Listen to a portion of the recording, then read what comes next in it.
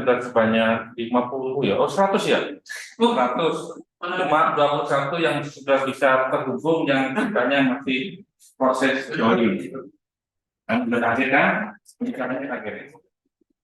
Oke, adik-adik sekalian, memang ini tidak apa namanya ya, tidak sorry. Jadi memang di dalam list kegiatan kita, tapi alhamdulillah bahwa pada hari ini ya kita kedatangan tamu yakni namanya Pak Beni Nugroho Ardiansyah, panggilannya Pak Nuk. Oh ganti ya? Oh dulu Nuk, sekarang ganti Beni. Beni bilangnya adalah SR itu apa? Kalau SR kan Mister, kalau SR berarti Mister. Oh senior, ya senior. Senior geoscientist di Pertamina EP regional 2 zona 7, dan bertanya kepada saya regional 2 itu di mana, zona 7 di mana saja. Kita tahunya zona aman dan zona tidak aman aja. Ya. Zona 7 berarti meliputi Jawa Timur dan kawasan Wilayah Timur ya? Oh enggak. Oh iya. Oke, nanti disampaikan oleh Pak Beninya maksudnya regional 2 zona 7 apa. Oke, adik-adik sekalian, jadi kita harus bersyukur ya bahwa mata kuliah akuisisi dan apa lagi? Interpretasi data seismik ya. Ini kita sekali lagi kedatangan expert yang luar biasa ya. Dan mungkin nanti Pak Beni tidak hanya satu kali, ini satu kali atau dua kali, tapi ke depan bisa sampai 5 kali gitu ya. Online nggak apa-apa ya, online nggak apa-apa. Yang penting apa namanya bisa sharing kepada kita, kepada adik-adik semua melihat wajah-wajah dosen, kami mereka melihat wajah Pak Beni. Pak Beni itu juga rambutnya memanjang dari atas sampai ke bawah. Jadi dan sejak pemberitahuan adik-adik semuanya bahwa kuliah tamu kita ini bukan hanya untuk mahasiswa geofisika ya tapi yang hadir di sini juga ada yang dari fisika UNESA, fisika ITS, fisika UNES, dan fisika Universitas Negeri Malang. Universitas Negeri Malang, tingkatannya adalah UN. Jadi ini apa namanya merupakan kuliah kamu yang keren karena dia jelas bukan hanya mahasiswa kita, tapi mahasiswa fisika seluruh Jawa Timur. Terima kasih untuk ini. Jadi biar nggak terlalu lama, Pak Beni nanti akan menyampaikan tentang mungkin jasa. Adik-adik silakan bertanya nanti terkait masalah basic interpretasi ya, baik yang online maupun yang offline. Silahkan kalau ada pertanyaan yang perlu dijawab oleh Pak Beni, silahkan, mumpung expertnya ada, daripada nanti bertanya ke Pak Eki-nya tidak ada, kan nggak enak ya, lebih baik menanyakan kepada ahlinya. Oke, terima kasih, gitu aja. Biar nggak terlalu lama, sekali lagi selamat Anda mengikuti, bukan mengikuti ya, selamat Anda memplototin, selamat Anda ikuti kuliah ini dengan baik juga.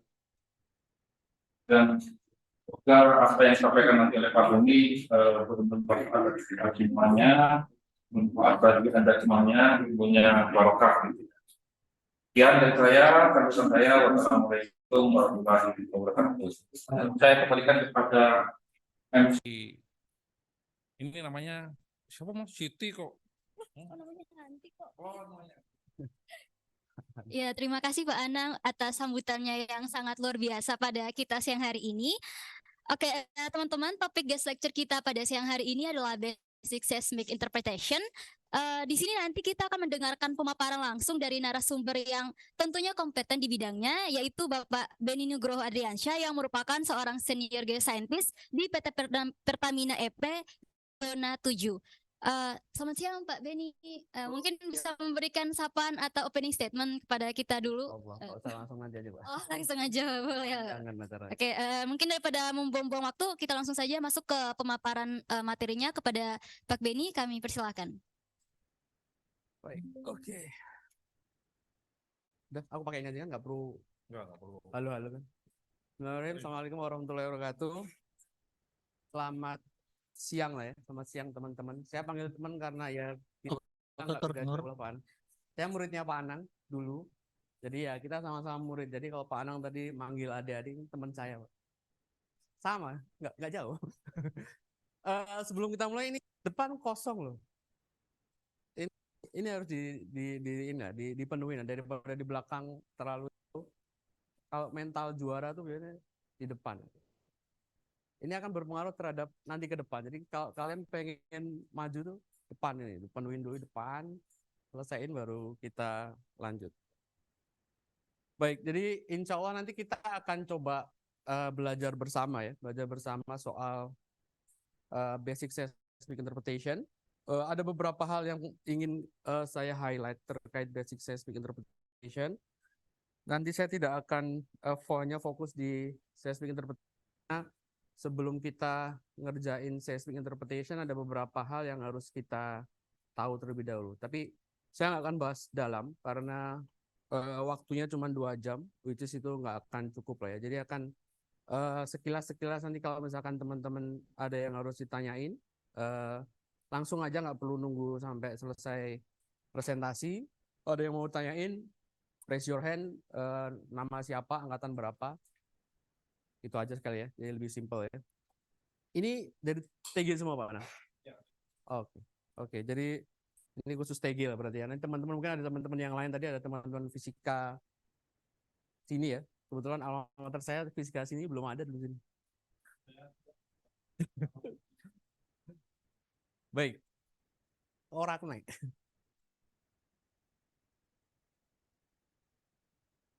Oh. Nggak bisa Pak. Aku harus dekat ya. Nggak bisa next. Oh bisa. Oh. Nggak serius. Nggak. Kalau misalkan harus pakai itu aku aja Pak. Aku aja. Enggak apa-apa aja. Oh bisa kok, bisa kok. Tapi harus di sini. Oh bisa. Baik, kita dulu ya. Nanti karena saya kenal nanti saya ya paling nggak nanti nggak satu-satu lah. Kalau satu-satu nanti terlalu panjang cerita. Namanya ini Beni Nugroho Adriansyah, ya umur kita nggak beda jauh ya. Kita susun rasa tua aku di sini mana? Hah? Oh ya, yang lalu lah. Anak saya udah 3. By the way, anak saya sudah 3. Yang pertama udah kelas 5. Kakak kelas 5 ya. Kakak kelas 5. Yang kedua kelas 3 ya. 3. Yang terakhir Dede itu kelas TKA. Aduh, kok nggak di luar kepala ya? Kami sekarang tinggal di Cirebon karena saya penugasan sekarang ada di Regional 2 Zona 7 tadi di Cirebon, teman-teman. Jadi Pertamina itu sesudahnya subholding itu dibagi beberapa ada regional 4 kalau nggak salah ya. Nah, kami di regional 2, regional Jawa bagian tengah, Jawa bagian timur. Di sini ada kantor ya, di teman-teman zona 11 tuh di dekat-dekat Tugu Pahlawan situ lah. Ngurusin WM Madura Offshore, Bojonegoro. Bojonegoro kan ada Sukawati itu ya. Terus ada di sini di Polek, Gresik sini.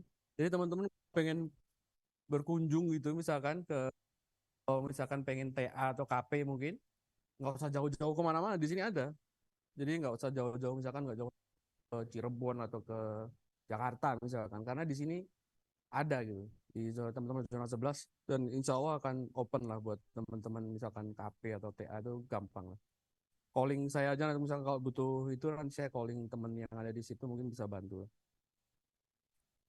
Saya alumni sini, saya alumni S1 saya ITS, Fisika waktu itu belum ada geofisika. Di teman-teman beruntung sudah ada teknik geofisika sekarang di sini. Udah berapa tahun ya Pak Anang? TG? 11 tahun. Suwe juga ya. Aku lebih suwe lagi. Saya lulus di 2007. Saya masuk 2003. Ya 20 tahun lalu. Tua saya. 20 tahun lalu saya masuk di sini. Ospek ya sama kayak kalian. Tapi mungkin nggak sekeras. Kalian mungkin sekarang nggak keras kali ya. Keras-keras dikit mungkin dilaporin polisi kali si seniornya. Dulu ngeri lah, dulu sangat-sangat keras lah. Di black hole, kenal black hole nggak kalian ya? Nggak kenal mungkin ya, karena fisika kan.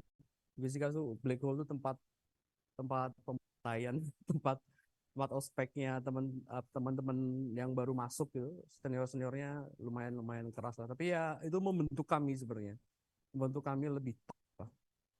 Jadi biar nggak terlalu lembek gitu dalam menghadapi hidup, karena kehidupan sekarang keras. Saya melanjutkan S2, saya bosan sama geofisika jadi biar refreshing gitu ya. Tiap hari kerja geofisika, geoscience, saya bosan,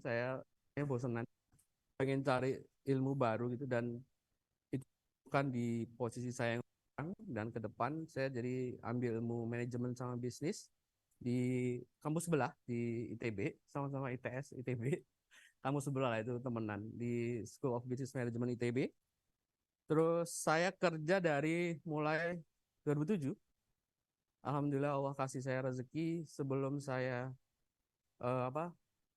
wisuda ya. Sebelum saya wisuda saya dipanggil di Expand Petrogas Intranusa, salah satu subsidiarnya Medco Energi Internasional. Jadi di service company sebenarnya, kayak kalau di Pertamina punya Nusa, di Medco mereka punya Expand Petrogas Intranusa. Alhamdulillah saya berkesempatan dipanggil ke sana. Itu ceritanya saya waktu itu TA sebenarnya. Itu tempat saya TA. TA-nya juga sama senior, Mas Jana Hendra waktu itu. TA apa dulu? Petrophysics Neural Network gitulah. Pembimbing saya Pak Widya Utama. Saya belum ketemu beliau, nanti saya harus ketemu beliau keluar lah. Pembimbing saya Pak Widya Utama ngerjain petrophysics. Banyak hal yang saya lakukan. Nah, saya walaupun saya TA, saya pengen propose something pada perusahaan gitu ya. Saya propose satu metode dan itu dipakai sebagai guidance selanjutnya. Mereka punya software baru, mereka baru beli software gitu, neural network. Belum banyak yang pakai, bikin guidance untuk mereka milih data yang bagaimana yang bagus dipakai untuk proses neural network. Saya bikin saya TA, saya bikin TA-nya salah satunya itu. Udah dipropose, keluar setelah TA, saya dipanggil sama GM-nya, ditawarin mau kerja sini nggak? Saya nggak langsung bilang iya, karena itu kayak ngangkat walaupun aku butuh gitu ya. Jangan liatin kalau kita butuh. Saya bilang cuma saya pikir-pikir Pak. Mahasiswa jadi walaupun kita butuh jangan bilang, oh ya Pak, ya Pak, ya Pak. Wah, jangan. Tunjukkan bahwa kalian tuh bernilai. Ini pelajaran hidup lah ya. Jadi bukan di luar materi lah. Jadi jangan terlalu menggampang bahwa kita tuh rendah, jangan. Walaupun mahasiswa, tapi kalian bisa propose something, kalian punya value. Nah itu bisa mengangkat value kalian di dimanapun lah, nggak hanya di industri, dimanapun. Terus mereka buka waktu awal saya petrofisikis, saya langsung dipercaya pegang satu project punya Pertamina juga waktu itu. Anak baru langsung dipercaya pegang project, run project. Selesai terus habis itu saya run projectnya Medco. Terus mereka buka kayak divisi baru buat processing center. Nah ini menurut saya ini kesempatan bahwa saya pengen balik ke geofisika lagi gitu. Jadi saya gabung ke processing center mereka di 2008. Terus hampir di 2010 apa ya? 2010 saya dapat assignment buat berangkat ke Libya waktu itu ke Medco, kan satu holding gitu ya, Medco Internasional.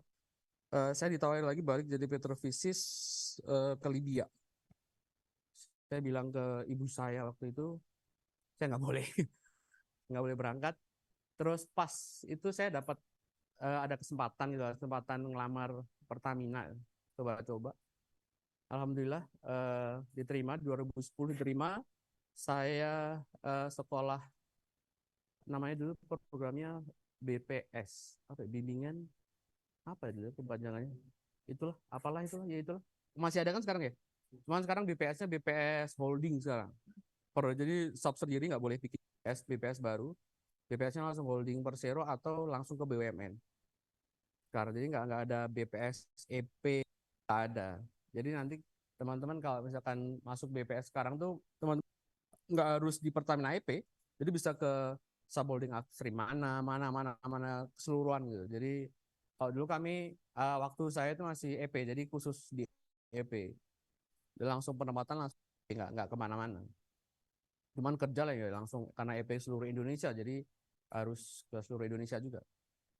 Saya penempatan pertama di UBEP Tanjung dibuat assignment saya di Kalimantan Timur. Namanya Tanjung tuh kurang lebih 10 sampai 12 jam dari Banjarmasin. Jadi kalau naik mobil tuh tidur bangun belum nyampe, lama banget lah pokoknya. Jauh banget itu. Itu pertama saya ke sana, terus ada perubahan organisasi, saya ditarik ke Aset 5. Awalnya di Balikpapan, awalnya di Jakarta, terus kebijakan manajemen kami dipindah ke Balikpapan. Tahun berapa Balikpapan ya? 2000 antara 2017 lah. 2017 ke Balikpapan. Nggak lama, 1,5 tahun, 1,5 tahun saya assignment ke Cirebon sampai sekarang. Alhamdulillah lebih enak lah, dekat sama orang tua. Jadi kalau mau mudik gampang. Itu ya perkenalan saya. Teman-teman di sini ini angkatan berapa? 2000? 2021 ya, mudah banget ya. Ada yang di atasnya 2020, terus ada di atasnya lagi? Nah, mungkin ya sekarang cepat ya lulusnya ya. Itu kalau misalkan saya kuliah tuh 2003 misalkan ya, masih ada kuliah yang masih 2000 itu masih banyak. Sekarang kelihatan teman-teman lebih pinter-pinter lah. Jadi gisinya mungkin lebih bagus ya daripada kami dulu, jadi lebih bagus otaknya. Oke, next, nggak ada yang tanyaan ya, nggak usah nanya mas pribadi saya. Nanti kalau teman-teman tanya apa, email aja. Atau nanti tanya Pak Anang.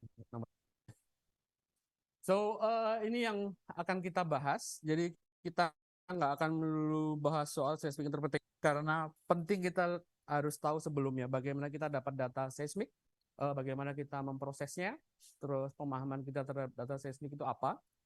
Cuman ya itu tadi saya karena ini banyak hal yang harus kita bahas, jadi saya nggak bisa dalam bahasnya karena mungkin teman-teman kuliah apa? Seismic process, seismic interpretation apa ya? Yang sekarang ini ada kuliahnya ya. Itu aja kan 1 semester gitu ya. 2 jam ya, apa yang rangkum apa-apa yang dari pengalaman saya selama ini itu yang mungkin dibutuhkan untuk tahu untuk teman-teman yang basic gitu ya, untuk teman-teman yang baru mau mulai atau yang udah mulai cuman belum melakukan langsung. Iki opo? Oh, sorry. Jadi nanti yang pertama kita akan coba seismic data understanding, di dalamnya nanti seismic itu apa? Seismic itu sebenarnya datanya dari mana gitu ya. Nanti ada beberapa kesepakatan yang ada dipakai oleh Geophysics Dunia, Society of Exploration Geophysics, SEG, ada beberapa, nanti kita bahas lah itu yang dipakai biasanya yang mana.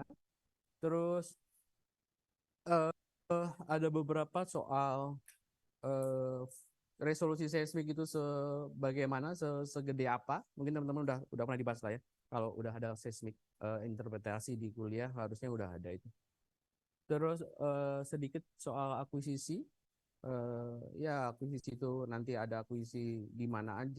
Terus yang penting adalah ketika kita mau mendesain itu apa aja yang harus kita timbangkan gitu ya. Terus kita ada seismic processing. Intinya processing kan seismic section yang bagus. Terus apa saja yang harus kita concern dan kita butuhkan ketika kita mau pakai seismik itu buat interpretasi. Jadi ada beberapa yang harus kita perhatikan. Nggak sembarang seismik bisa kita interpretasi, misalkan buat QI gitu. Ada yang tahu QI nggak? Quantitative Interpretation. Mungkin kemarin Mbak siapa ya? Putri kesini kan Pak ya? Oh online. Nah itu dia sempat sama dia kemarin. Eh, Salah satu yang minta saya kan Putri, katanya Putri kalian disuruh Pak Anang, buset. Makanya pas saya kesini, alhamdulillah kesempatan saya ada di sini. Saya calling Pak Anang. Awalnya cuma mau main, mau ke Pak Anang, mau ke Pak Wid, Pak Widya, Pak Wu, pengen nyambangin main gitu. Sama Pak Anang ditodong suruh ngasih kuliah pramu, walah ya wes lah. Ya udahlah saya bikin presentasi ini kan kemarin. Makanya ini dadak, nggak ada di jadwal teman-teman. Jadi mohon maaf kalau mengganggu jadwal teman-teman, mendadak. So nanti yang chapter 4 kita akan bahas soal seismic interpretation. Jangan kira yang muluk-muluk karena waktunya nggak pas. Hanya basic aja, mungkin structural interpretation. Saya nggak akan bahas stratigraphic, seismic stratigraphic saya akan bahas karena itu panjang. Sedikit soal QI. Nanti mungkin di case study kita akan bahas. Ada beberapa case study. Mungkin ada 3 kalau waktunya cukup ya. Ada 3. Ada yang QI, ada yang dari structural sampai QI, ada yang AVO. Cuma nanti ada beberapa yang confidential. Jadi mungkin ada beberapa yang nggak bisa saya presentasikan mungkin nanti. Oke, ada pertanyaan? Bagus, nggak ada. Oh, Raisa meneh. Apa Pak? Udah Pak, biarin saya. Dia kalau lama-lama nggak gini. Oke, tahunya apa? Oh, kalau belum berkeluarga mungkin nggak ngerti. Tapi tahu USG, tahu kan USG? Ini adalah jalur seismik. Jadi USG itu sebenarnya kita kan pengen tahu dalamnya perut gitu ya. Di dalamnya perut lewat suatu instrumen namanya ultrasonografi, which is itu sebenarnya seismik. Seismik yang zero offset lah. Jadi di mana dia kalau USG kan namanya transducer ya. Kalau di seismik ada source-nya biasanya entah bisa pakai fibrosis, kalau di darat bisa pakai fibrosis, bisa pakai dinamit misalkan, atau kalau misalkan refraksi bisa pakai apa palu yang ditarik itu drawbar, whatever lah, pokoknya sumber gelombang lah ya. Itu kan biasanya ini sumber gelombangnya, receivernya di sini, receivernya di somewhere, yang di situ sumber receiver itu nggak itu belum sampai teknologi. Mungkin next teman-teman bisa menemukan instrumen yang bisa kayak USG gini, jadi tinggal seret, oh tahu itu minyaknya, keren. Ini adalah cita-cita luhur USG. Jadi kalau di USG kan kita biasanya kalau si dokter-dokter gitu awalnya lihatnya ini kan hitam putih gini, terus mereka nanti oh ini dari ilmunya mereka, oh ini hati nih, oh ini pankreas nih, oh ini kidney itu apa namanya si ginjal. Nah, nanti itu kan sebenarnya dia yang interpretasi. Sebenarnya dia itu adalah kalau kita ya geofisis, interpreter lah ya. Jadi yang akuisisi dia, yang interpretasi dia gitu ya. Nah, itu keren lah. Itu gokil keren. Dia bisa akuisisi, bisa interpretasi, bisa segala macam lah. Itu yang diharapkan dari mungkin teman-teman. Jadinya bukan cuma geofisis, jadinya scientist. Kalau geoscientist nggak cuma geofisika, jadi kalian harus tahu geologi, kalian harus tahu reservoir, semuanya. Namanya geoscience ya semuanya. Itu penting. Kalian tahu dasar-dasarnya lah. Jadi nanti memperkaya kalian di misalkan mau seismik interpretasi gitu ya. Nanti ada beberapa hal yang harus kita tahu sebelum kita seismik interpretasi. Ada banyak hal lah yang kita harus tahu. Dan kalau bisa teman-teman sempetin belajar itu. Kan itu jadi nilai lebih buat teman-teman. Kalau cuman melulu di geofisika jangan. Kalian nanti nggak kaya nanti ilmunya. Nah ini adalah USG. Di USG itu juga ada 2D, kalau sekarang ada 4D. 4D dia udah kayak film gitu. Anakku kemarin aku di 4D udah kayak gerak-gerak kelihatan gitu. Kalau yang 2D kan cuman lihat ya gesek-gesek cuman hitam putih, nanti ada yang 3D. Begitu pula seismik. Seismik juga ada yang 2D, 3D, 4D. 4D biasanya dipakai apa? Bukan, biasanya aplikasinya apa? Betul, dimensi waktu betul. Namanya siapa? Siapa? Sorry. Cantika 2020. Senior ini ya, kakak senior ini. Jangan macam-macam kalian. Gimana Cantika? 4D itu gimana gitu? 4D.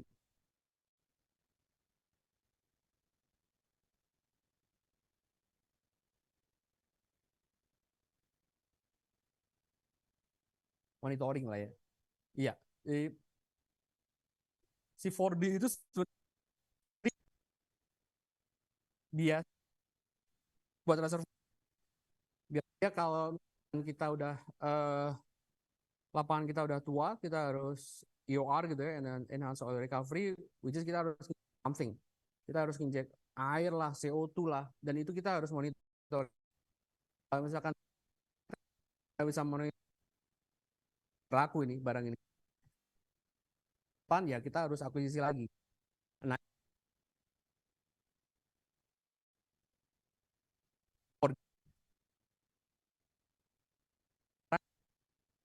sekarang Sutri, oh aku tahu nih serverku misalkan 1000 sut, uh, nanti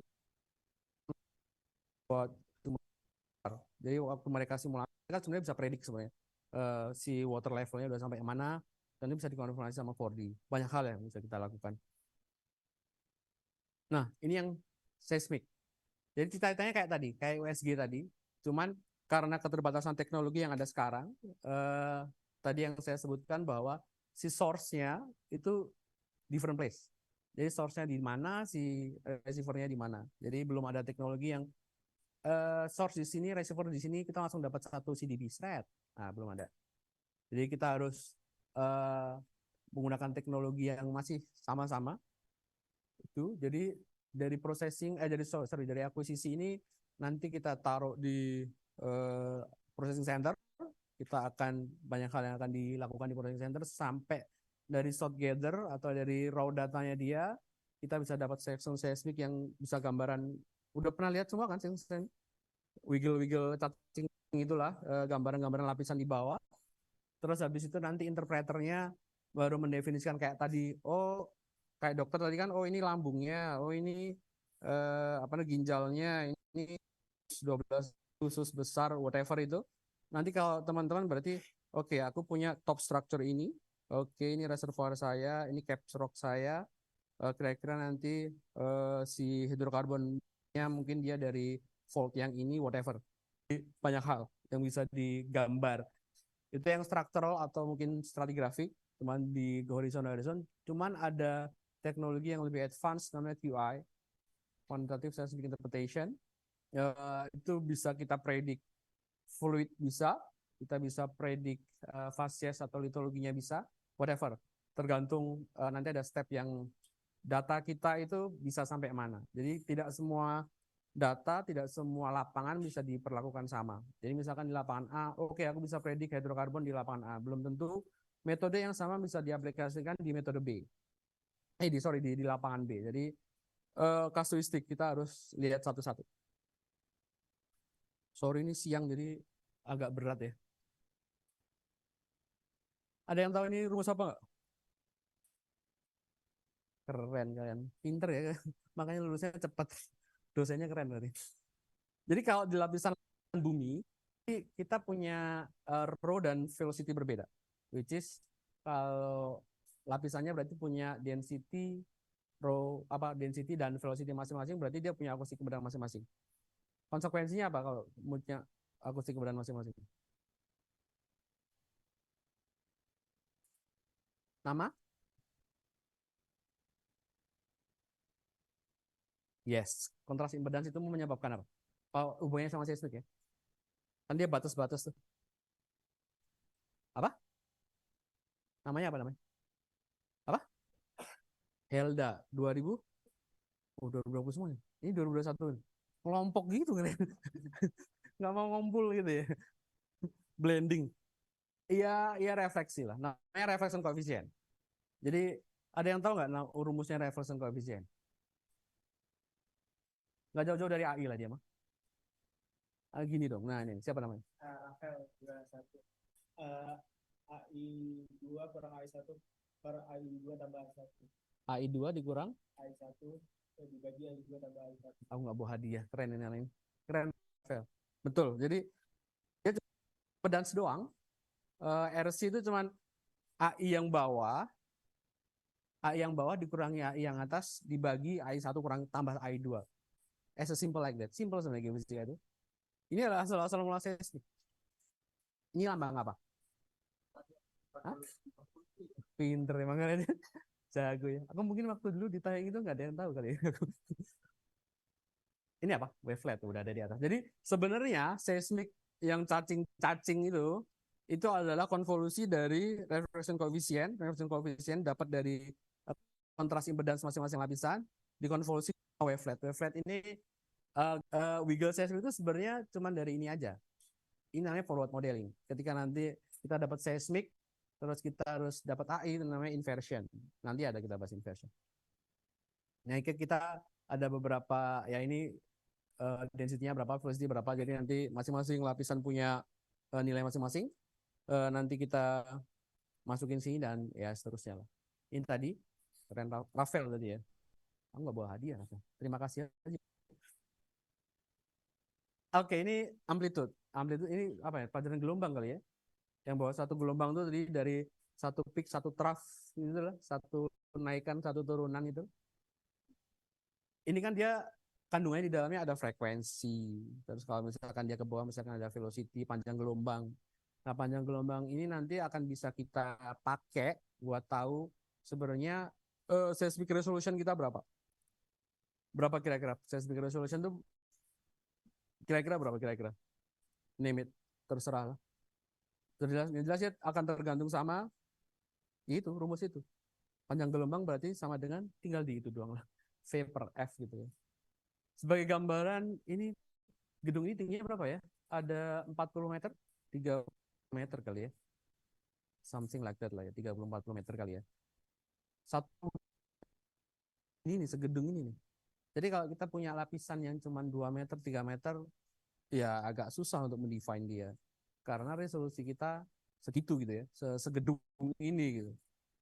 Ada metode yang lain biar kita bisa dapat, cuma itu ada advance. Biasanya kita pakai stochastic inversion dan lain-lain, cuman itu agak nggak akan saya sampaikan di sini karena waktu nggak akan cukup lah. Itu satu kuliah sendiri kalau buat inversion apalagi geostat ya.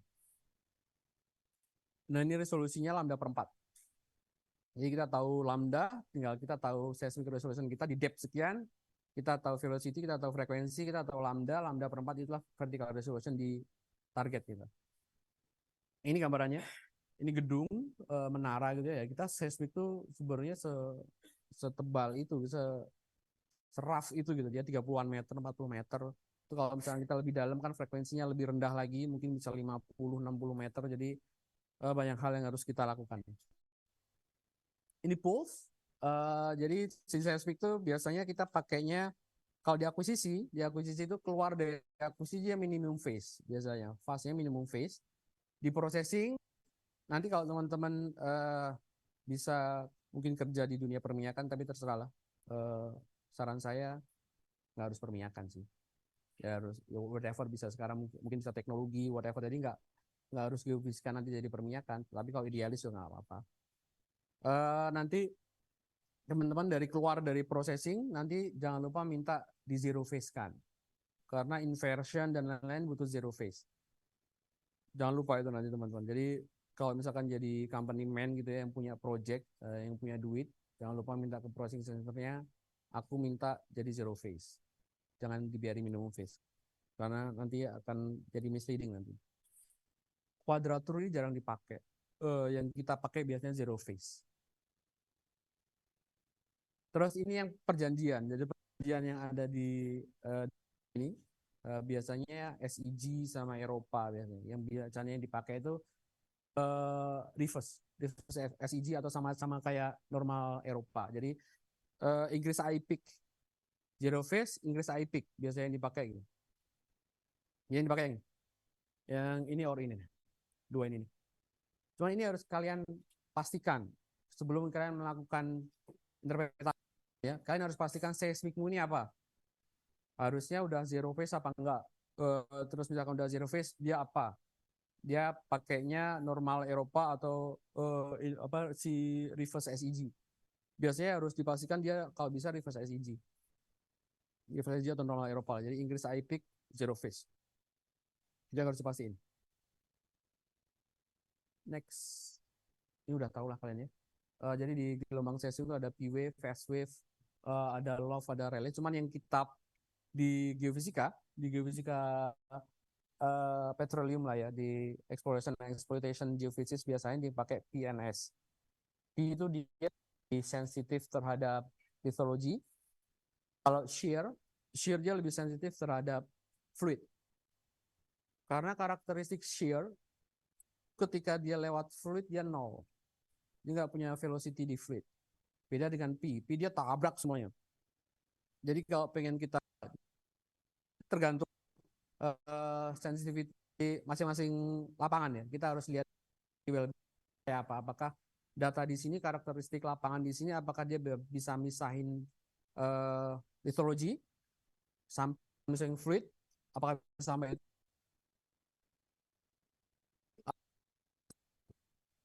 nanti kalau nggak bisa sama sekali ada beberapa trik lah. Kita kan nggak boleh menyerah ya. Kita bisa kita yang oke, aku nggak sensitif nih, itu kita nggak sensitif apa. Ada beberapa metode kita yang punya duit kan pengennya lu dibayar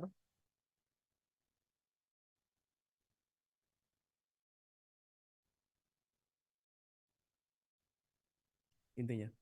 Kita pakai kebanyakan ini umumnya infonya di atas ini ada nomor CDP. CDP tau nggak ya? Pinter-pinter ya kalian. Saya nggak perlu kuliah kan? Mereka udah tahu deh. Atau saya yang duduk, kalian yang presentasi. Keren. Terus biasanya kita masukin yang sudah kita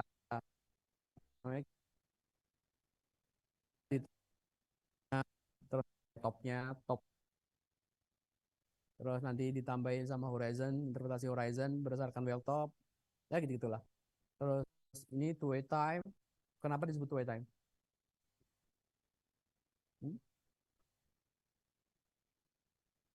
Keren. Ringan pekerjaan saya hari ini. Oke, sekarang acquisition. Yes. Acquisition tuh Mas Pau. Di waktu beliau akuisisi Excelsior ada manajemen visit sana, kaget saya ketemu Mas Pau. Karena di kapal ini kayak saya kenal ya. Oh Mas Paul, mungkin beliau nggak kenal saya karena dulu kan ya kayak teman-teman kuliah tamu Mas Paul, wow, Mas Paul, ketemulah ketika kerja. Dia bosnya di kapal gitu. Kebetulan kami ngeran seismic marine, 3D marine, beliau jadi bos di kapal. Jadi ya udah ketemu senior. Dunia itu kecil kalau di Permia itu kecil ya. Ketemunya orang-orang itu aja. Jadi be careful. Jelek sedikit semua seluruh ini udah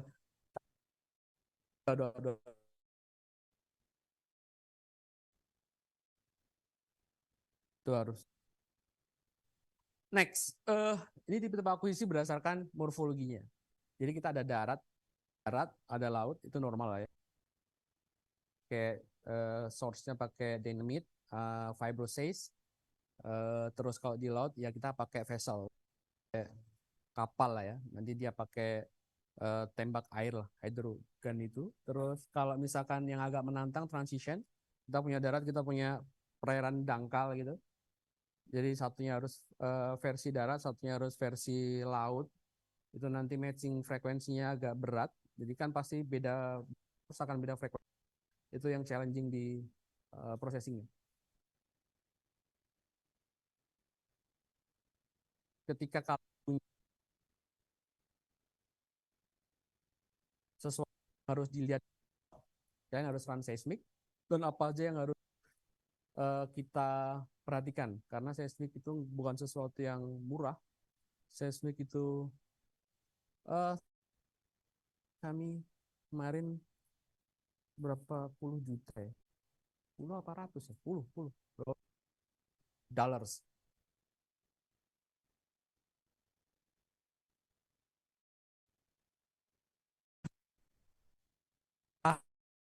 Kemarin kita pakai canggih yang parah vesselnya proper banget. Datanya teknologinya juga. Terus kemarin kita pakai Node, itu jarang dipakai karena mahal. Yaitu intinya itu adalah mempertaruhkan duit yang tidak sedikit. Ketika mempertaruhkan duit yang tidak sedikit, investor akan aku udah invest sekian juta dolar, kamu harus dapat sesuatu yang bagus. Yang pertama adalah objek yang reservoir seperti apa, perhatikan karena nanti kayak misalkan depth-nya misalkan 1000 kamu apply far offset cuma 500 itu nggak akan kena. Jadi itu penting. Jadi dan kalau bisa fokus sih sebenarnya. Kalau misalkan kalian aku punya lapisan minyak di sekitar ke 2000. Fortunately kamu cuma bisa fokus di 2000 yang paling optimal karena itu bagus. Tapi hanya yang lain nggak akan sebagus yang bawah gitu. Apalagi kalau kamu punya target yang bawah lagi, itu agak challenging. Nanti waktu sama di internet. Terus acquisition method kalian bisa baca sendiri sebenarnya. 2D 1C 3C tahu komponen. Jadi P-Wave aku cuma butuh satu komponen. Covernya dia cuma bergeraknya cuma satu doang. Di satu doang. Nggak kasih ini ya gambarnya aja cuma satu batang gitu doang. Bentuknya cuma satu, tapi kalau dia multi komponen atau 3C yang jadi ada ke bawah ada south sama east. Ini yang pakai nanti kita dapat section buat shear. Jadi kita langsung dapat section P-Wave, langsung akan dapat shear. Ini mahal banget. Ngeran ini mahal banget. Terus ini land, marine, whatever. Terus teknologinya, apakah teknologi ada waktu kita mau ngeran atau enggak? Jangan dipaksain, kalau nggak ada ya nggak usah. Gitu. Next, ini penting. Social environment ini penting. Saya pernah di ngeran 3D land di Kalimantan, join di Kalimantan Timur. Lihat di truk tadi itu namanya labu namanya kalau di itu. Ya orang kampung itu mau protes bawanya parang. Dan itu udah sering. Saya pulang company man-nya karena ada sesuatu yang belum diselesaikan itu ini kadang-kadang bukan kadang-kadang ini harus diperhatikan karena kalau misalkan daerah kita nggak memungkinkan untuk dilakuin gitu, misalkan kita mau 3D seismic, oke di mana? Di GAM sana. Ya jangan coba-coba. Sebesar apapun reserve-nya, ya masa mau mempertaruhin ribuan orang kru di sana itu. Kecuali kita punya backup security, punya backup sosial yang bagus. Itu harus dipastiin karena bisa survei kita udah planning ribuan juta dolar, berhenti di tengah nggak dapat apa-apa. Cuman gara-gara itu. Nah ini juga penting karena kalau misalkan nanti kalian jadi planner dan diberikan kepercayaan oleh investor untuk ngeran seismik, perhatian karena misalnya investor saya punya 50 juta dolar, aku maunya bagus. Nah 50 juta dolar itu kamu package jadi desain seismik yang kayak apa? Belum tentu harus bagus-bagus semua, misalkan harus detail semua enggak. Kadang-kadang matiin lalat dengan basoka kan. Jadi kadang-kadang kita harus wise lah untuk menentukan. Next.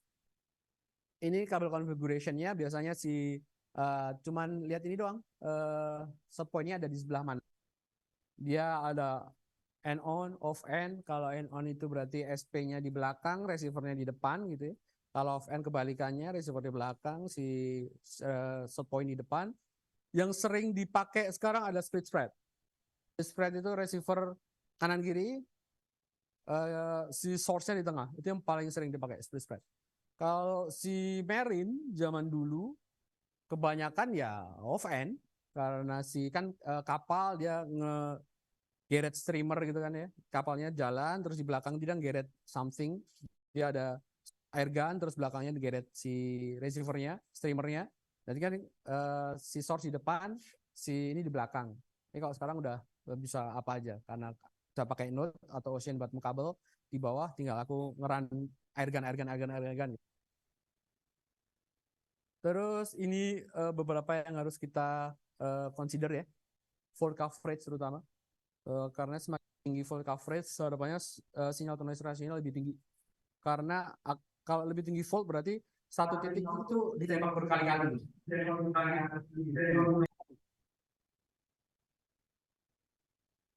Kok ngeri sendiri aku lihat, dengar suara gue. Oke, next. Ini raw datanya. Ini kira-kira konfigurasi apa nih? Yang tahu?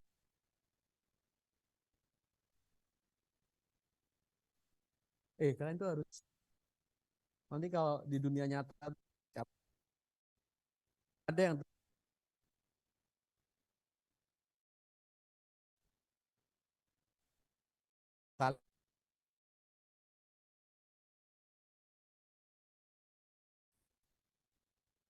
berarti si source-nya di depan, si receiver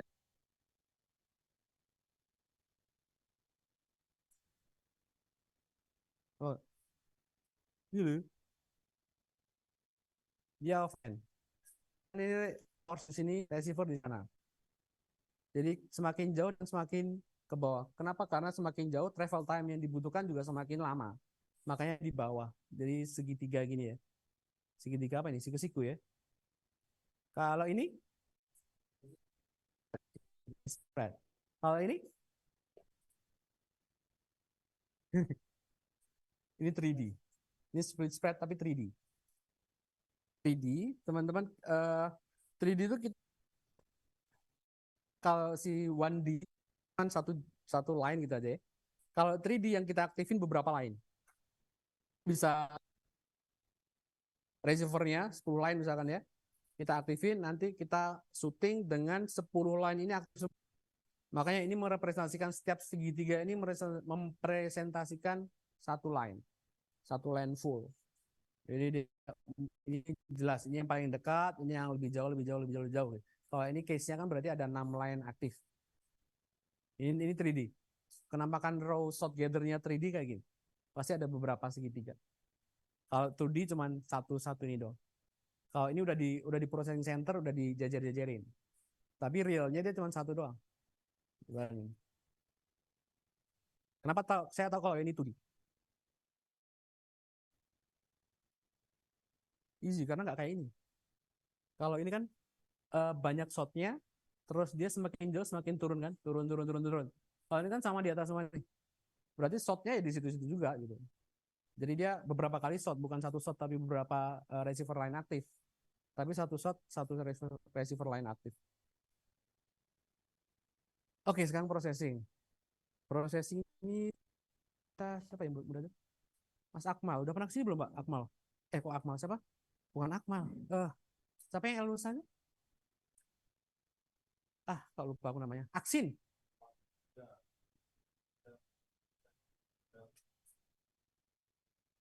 Oh, Python. Nice. Ya. Oh, mungkin kesempatan bisa diundang Mas Aksin. Saya pernah project sama dia waktu project saya di Kalimantan, dia yang ngerjain. Waktu itu dia Nusa, saya yang punya project QC waktu itu. Saya project jadi bisa diundang processing ya Python bisa ya. Ini kayak gini. Dan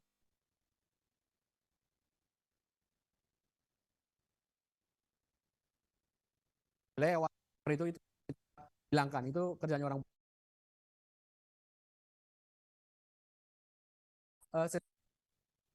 Jadi ketika itu yang muncul di receiver itu nggak cuma banyak noise permukaan lah, multiple lah, banyak hal. Itu dealing nanti teman-teman seismic processing seperti Mas Aksin itu yang dealing untuk ngilang-ngilangin itu. Ah ini yang basic ya, ini basic processing dari loading data sampai keluar dari jadi seismic section. Ini basicnya kayak gini. Nah tadi saya buat concern teman-teman di depan kalau misalkan nanti punya project seismic, jangan lupa zero phasing. Itu harus ada di kontrak kalian. Ketika kalian rancang kontrak processing, harus ada di dalam situ proses zero phasing. Daripada kalian nanti susah sendiri. Karena perusahaan oil company belum tentu punya yang nggak punya processing center ya. Itu belum tentu bisa ngelakuin itu karena itu kan domainnya domain processing company ya, bukan oil company. Jadi jangan sampai belum di zero phase nanti kalian kerjaan lagi gitu. Jadi 2 kali kerja teman-teman. Ini kerjanya orang processing, noise reduction sama resolution. Resolution sama gimana caranya kita mengenhance frekuensi di bawah, tapi dengan batasan jangan sampai itu jadi artefak seismik. Jadi sewajarnya lah. Next, ini binning atau sorting. Nanti mungkin teman-teman harus tahu, mungkin udah tahu kalian ya. Common receiver point, kayak common CDP atau common depth point atau common. Ada lagi yang belum tentu bisa reflection.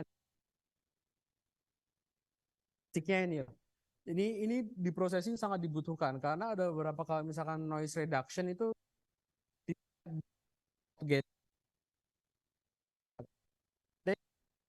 receiver point atau di ini common receiver lah misalkan. Common offset, common point, common receiver misalkan. Misalkan kan harus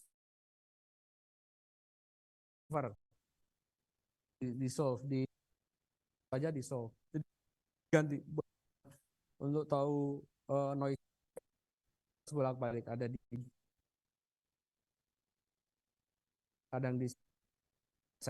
kadang di receiver gather gitu. Itu harus bolak-balik. Nah, ini contohnya misalkan ya.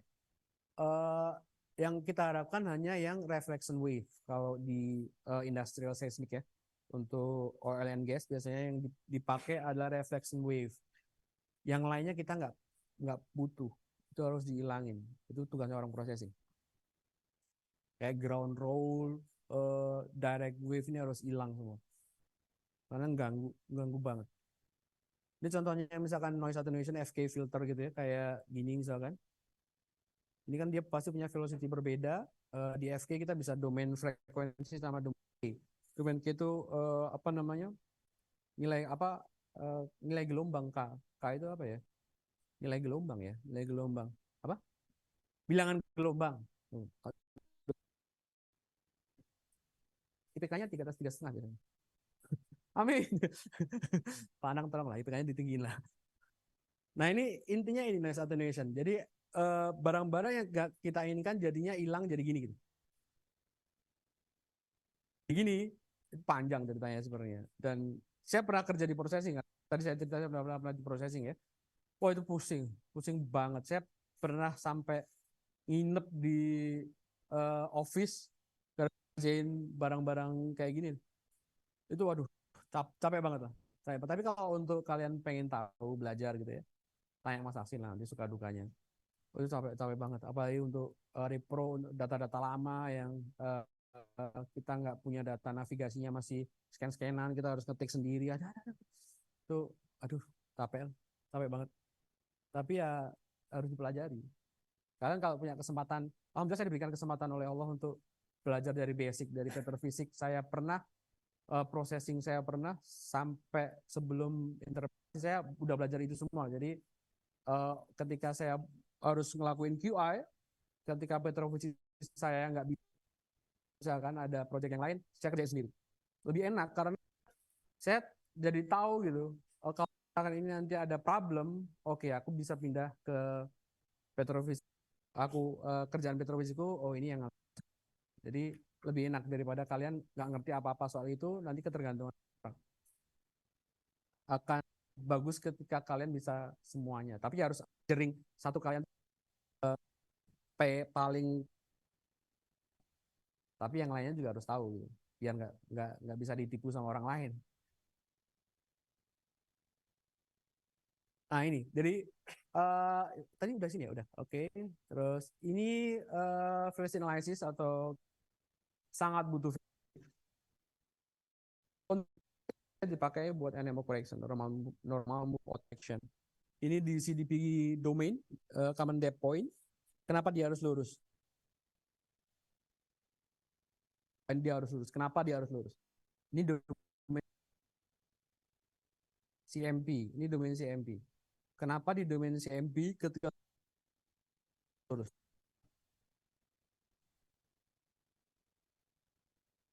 Guys, apa? Kira-kira kenapa? Ini clue-nya itu domain CDP atau CMP. Kalau velocity analysis itu domainnya di CDP atau CMP. Kenapa dia harus lurus? Ya, kenapa?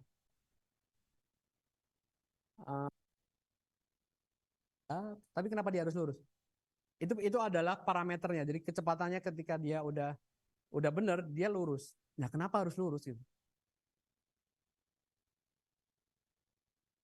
Terlalu pintar. Terlalu...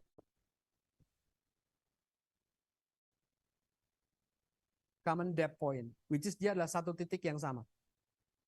Masuk akal nggak satu titik yang sama tuh dia belok-belok gitu? Kan harusnya time-nya sama. Nah, untuk mengkoreksi time-nya kita butuh velocity. That's why dia harus lurus. Karena dia adalah titik yang sama. Titik yang sama harus sama. Sama. Karena ini nanti ketika ada kita butuh domain gather. Kita main di domain gather. Kalau gathernya belum flat, itu ngasih kerjaan buat interpreter. Itu kerjaan lebih lah buat nge-flattening ini. Karena harus flat.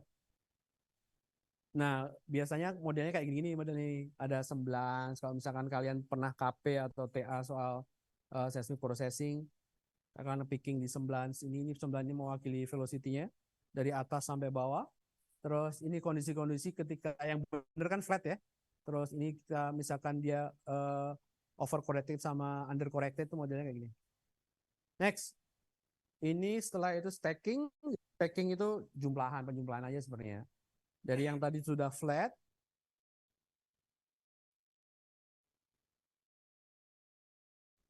dijumlahin. Nah, kalau belum, misalkan satunya dia peak gitu ya, satunya di sini trough gitu misalkan, kan jadi hilang reflektornya. Jadi harus sama-sama peak semua. Garis ini harus peak semua, fardhu ain. Karena aku mau stack biar dia kuat semua. Di sini harus trough semua, karena aku mau stack. Semua harus trough semua. Itulah gampangnya. Ini stack. Ini seismic. Ini satu wiggle. Sebenarnya adalah dari beberapa CDP. Jadi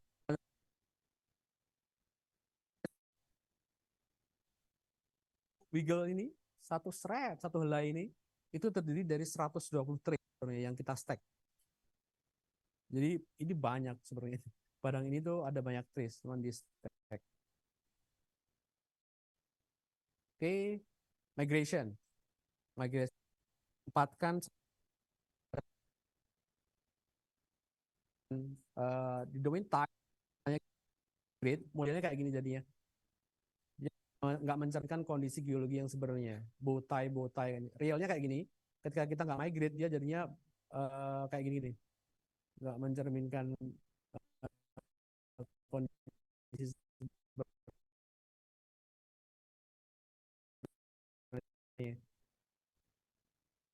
Kita ke something else. Ada? Nggak ada? Dianggapnya paham. Oke. Ini adalah contoh integrated interpretation workflow. First impression kalian apa? Lihat workflow ini. Pertama kali lihat apa yang kalian pilih? Impression kan gitu ya. Lihat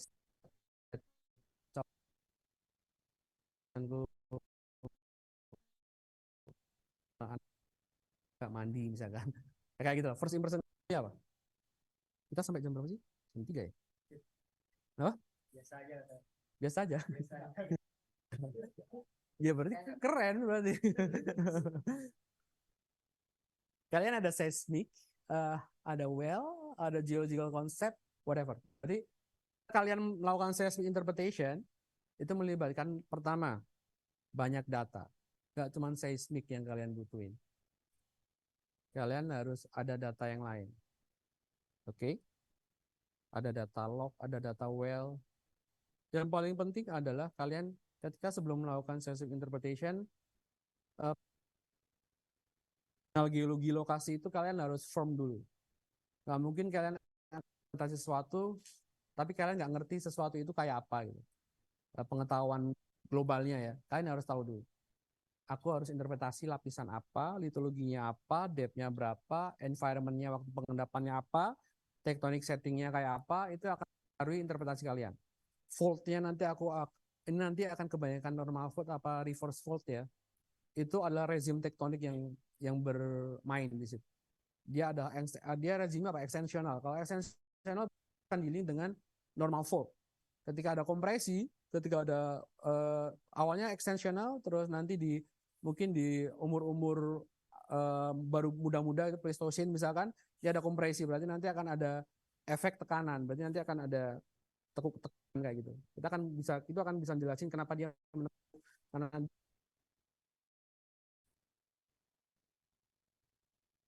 kompresi dia sekarang jadinya reverse fault misalkan kayak gitu lah. Itu kalian harus tahu, wajib tahu. Jadi nggak bisa kacamata kuda cuman ilmu geofisika, tapi kalian harus tahu yang lain. Itu fardu ain lah. Kalau udah ke interpreter atau udah ke geoscientist, kalian nggak bisa cuman tahu geofisika. Kalian harus tahu yang lain. Even ilmu soal reservoir petroleum engineer, kalian nanti kalau misalkan QI kalian harus tahu API minyaknya berapa, gitu-gitu itu harus tahu. Emang kita bisa tanya temen tahu yang engineer akan ketika teman-teman reservoir engineer API-nya sekian, pasti gitu ya gitu. Itu minimal tahu lah. Ada senior kita yang jadi temannya Pak Anang. Mas Agung temannya seangkatan Pak Anang kan? Mas Agung tuh sekarang beliau satu perusahaan sama saya. Jadi waktu pertama kali saya gabung di UB Tanjung itu, Mas Agung Indrawardana, saya menggantikan senior kita juga, Mas Trisakti Kurniawan namanya. Nah nanti kalau misalkan beliau guru saya QI, dulu saya kalau ada apa-apa saya tanya Mas Sakti. Saya sampai beliau udah di KL apa ya?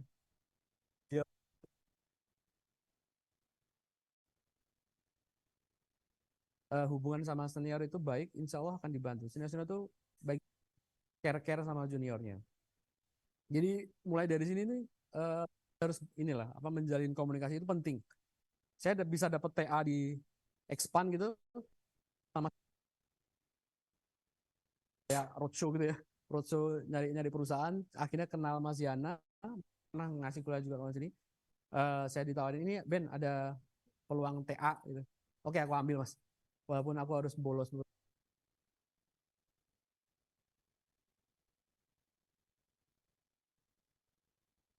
Kan dia satu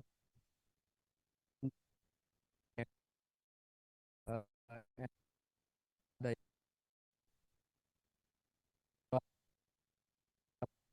rasa di Riau. Ada orang satu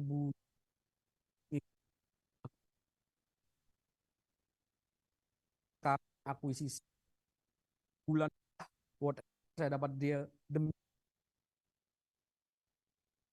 depan tidak sih tahun depan. Nah kayak itu kalian harus berarti kuliah nggak penting. Kuliah itu penting banget, nomor satu lah. Cuman ketika kita dihadapkan dengan pilihan kalian harus ada sesuatu yang di-sacrifice untuk yang lebih baik gitu. Itulah. Jadi saya sebulan apa sebulan setengah ya, saya nggak masuk itu. Itu gara-gara itu saya KP berapa kali? Dua kali lah. Yang sekali cuman KP eh, ngeran graffiti di Cepu dekat rumah saya, kan saya Bojonegoro ya. Kebetulan di Cepu itu kan ada pusat pelatihannya ESDM atau apalah itulah. Itu apa sih namanya itu? PPM. Ah itulah. Ya situlah pokoknya. Di situ dia punya alat graffiti gitulah. Aku KP pengen tahu graffiti itu akuisisinya kayak apa, intervensi kayak apa. Itu KP pertama. Terus kedua dapat kesempatan itu saya ambil. Pikirnya saya ambil pokoknya. Sebulan. Tahu dari ikut orang ngebor dinamit. Dinamit itu kan nggak bisa ditaruh di atas ya. Kalau di atas ntar tangkap polisi kita. Kita harus ngebor sampai dia weathered layer di bawahnya. Weathered layer itu lapisan lapuk. Karena kalau di atas lapisan lapuk, energinya teredam kan. Jadi kita harus ada survei terlebih dahulu weathered layer. Weathered layer kita di depth berapa. Jadi kita harus ngebor dalam. Ngikutin kru itu jalan ke pelosok-pelosok itu, ngikutin. Tahu mereka makannya ya, mengenaskan lah. Mereka makannya cuma nasi sama apa itu namanya? Ikan asin. Kalau pengen air sama mereka. Literally dikasih air. Saya lihat saya sendiri. Berat banget. Mereka kerjanya berat banget. Cuman ya di balik data yang cuman gini doang itu ada pengorbanan orang yang sangat besar. Jadi kalian sayangi data itu. Ingat bahwa dulu tuh waktu ngambil ini tuh orang ngebornya tuh kayak apa, ngeri. Inilah apa, berat. Oke, jadi ini intinya adalah seismic interpretation tuh membutuhkan multidisiplin ilmu. Selain geofisika, kalian harus tahu petrofisik, kalian harus tahu reservoir engineering, kalian harus tahu geologi ismas. Makanya teman-teman di sini diajarin geologi juga. Itu harus. Next, ini nanti saya nggak akan bahas semuanya. Karena kalian geofisika ya, soal geofisika sedikit lah soal rock physics sama sensitivity analysis, karena itu penting buat kalian di QI. Itu penting, well basis sensitivity analysis itu yang sangat saya tekankan ke teman-teman di kantor. Kalian kalau mau presentasi ke saya QI nggak ada sensitivity analysis, keluar. Nggak ada justifikasi kalian ngelakuin ini. Jadi itu penting. Next. Nah, sekarang seismic conditioning, apa yang biasanya dilakuin? Kalau kita kerjanya di satu 3D yang sama, which is aku nggak perlu balancing karena di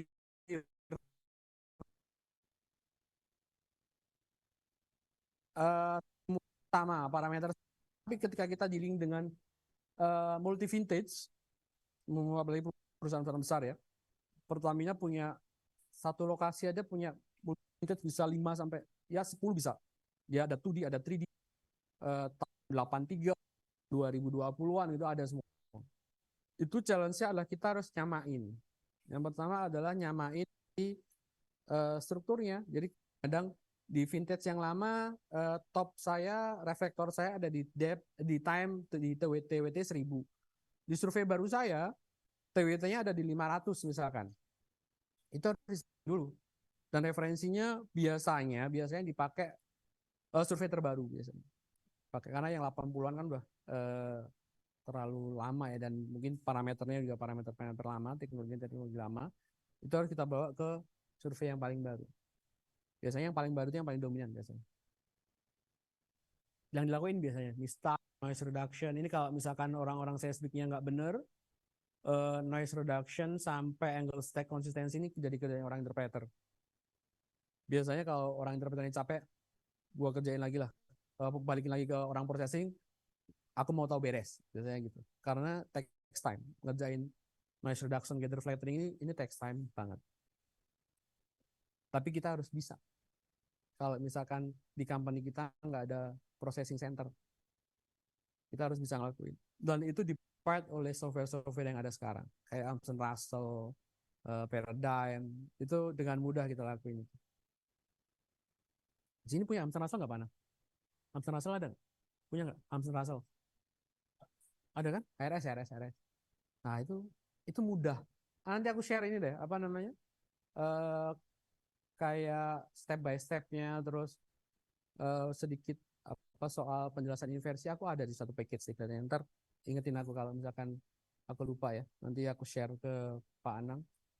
Itu step by stepnya, misalkan mau AVO, mau forward modeling, mau inversion, AEI misalkan, extended elastic impedance, apa aja, klik-kliknya mana aja, itu ada. Aku dapat official dari HRS-nya, karena aku punya HRS-nya. Next. Ini contohnya tadi, balancing. Ini 2D lama ini. Ini 3D kita yang baru. Ini kan beda ya. Satunya time-nya di mana, satunya time-nya di mana. Dan itu nggak bisa dihindarin karena harus kita disamain. Kalau kan aneh ketika kita interpretasi picking di sini set, habis itu picking di bawah. Ntar dari sini kayak ada fold gitu, padahal nggak ada fold. Itu kan jadi misleading jadinya. Itu yang harus kita beresin dulu. Terus kalau kita punya frekuensi yang beda gitu antara kanan kiri, antara vintage, kita harus beresin. Karena nanti kalau ngeran atributnya belang bukan karena geologi tapi belang karena data gitu. Ini gather flattening, ini kerjaannya orang prosesi yang belum beres. Jadi harusnya kan dia tadi flat. Harusnya dia flat, ini belum flat. Terus kita harus conditioning di RS, ada gampangnya. Terus biasanya habis conditioning biar datanya nggak berat, softwarenya nggak berat, nggak lama runningnya. Dari CDP gather tadi kita rubah jadi angle gather. Ada papan ya. Jadi angle gather tuh ada speedo. Mana ada speedo nggak, Pan? Speedo. Jadi tadi CDP gather kan dia modelnya segitiga gitu ya. Ini offset ya, atasnya offset. Ini TWT misalkan. Kan segitiga gini ya. Tapi atasnya masih offset. Offset itu kan jarak ya. Jarak dari terdekat sampai terjauh. Kalau idealnya memang idealnya kita pakai ini buat QI. Jadi misalkan kita punya 120 full coverage, berarti kita punya 120 data yang cacing itulah ya di sini. Itu kita pakai semua. Kalau kita pakai 120 berat. Panjang nanti running time-nya. Jadi kita pilah datanya. Jadi angle. Angle-nya kan gini misalkan. Jadi angle sekian sampai sekian, angle sekian sampai sekian, angle sekian sampai sekian. Misalnya kalau aku biasanya minimal bisa pakai 4 atau 5 angle dibagi. Misalkan aku punya maksimum angle-nya misalkan dia bisa sampai 50 degree, aku bagi 0 sampai 10 misalkan, 0 sampai 15, 10 sampai 20, gitulah dibagi. Jadi dari 120 trace bisa cuma jadi 5 trace berdasarkan angle. Itu akan jauh mereduce running time. Sekarang karena itu juga tantangan buat data management. Biasanya data management tuh suka marah kalau ini hard disk udah full, apa storage kami udah full. Itu karena banyak gathernya. Sekarang jadi yang gather kita taruh di media tertentu gitulah ya, yang ada di live di storage kami angle. Kalau misalkan nanti butuh gather, ya nanti ada gathernya. Nggak di storage yang daily kita pakai, karena akan menyita banyak space. Udah? Ini udah. Relative seismic tie. Relative seismic tie.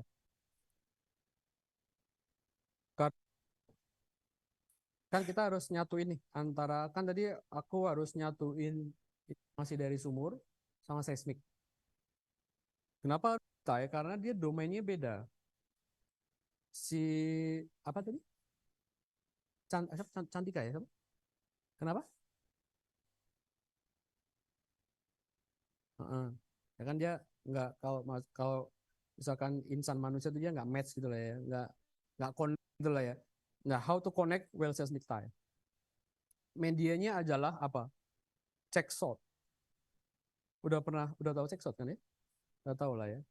Jadi dia yang antara domain depth dan domain waktu.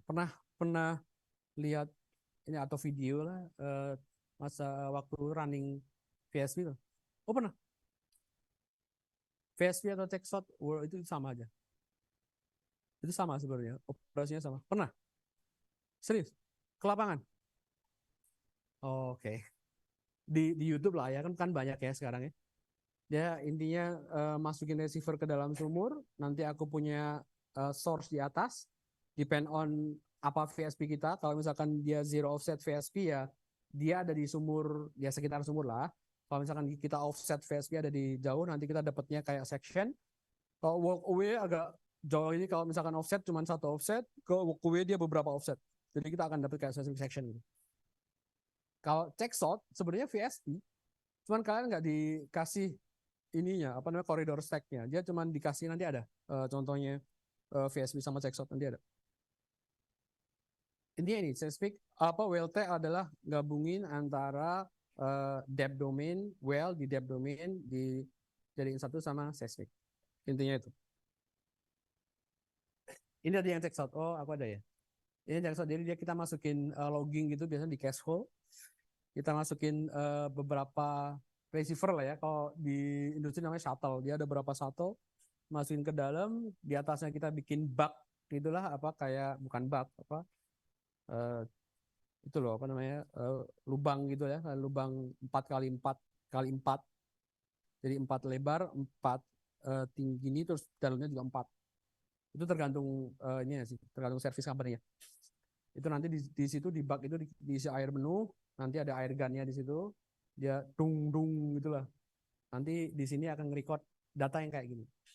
Check shot itu adalah first break. First break itu gelombang pertama kayak gini. Jadi ketika kita masukin sesuatu, nanti tiap receiver-nya akan nge-record kayak gini. First break ada pertama.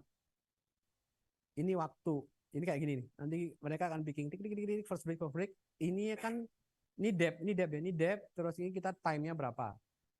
Itu kan jadinya nanti jadi check shot, jadi time to depth curve. Jadi di depth sekian itu dia time-nya dapat berapa sih? Depth sekian, time-nya dapat berapa? Depth sekian, time-nya dapat berapa? Itu yang nanti kita butuhkan buat waktu well seismic time. Sumur A, idealnya kita setiap sumur punya check shot. Cuman kan balik lagi duit ya. Kalau misalkan kita punya duit banyak ya masing-masing well yang kita drill kita run VSP. Tapi kalau terbatas ya nggak bisa gitu. Dan tergantung persetujuan kalau di perusahaan ini kan kita ada regulasinya pemerintah ya SKK Migas ya. Apalagi kalau seperti kami Pertamina yang cost recovery, itu ngapain aja harus bilang SKK. Ketika once SKK nggak mau, ya udah kita nggak bisa ngeran VSP. Tugas kita adalah meyakinkan beliau-beliau betapa butuhnya dengan data ini. Oke, nah ini check shot tadi itu. Kita dapat check shot kan kita tapi dapat data yang ke belakang ini juga nih. Sebenarnya kita dapat kalau misalkan Tangerang pasti dapat. Cuman karena kalian bayarnya cuma check shot yang dikasihnya cuma data check shot. VSP kita akan dikasih yang kayak gini, namanya koridor stack, kayak gini. Jadi dia ada processing khusus buat VSP. Oh nggak tahu, mungkin Aksin ada kenalan atau apa, nanti bisa dipanggil ke sini, mungkin khusus processing VSP gitu ya, borehole seismic gitu, bisa dipanggil nanti. Ini dapatnya ini. Biasanya kan kita ngelakuinnya itu sintetik biasanya pak AI tadi kita punya log, kita punya log sonic, itu ada slowness, hati-hati.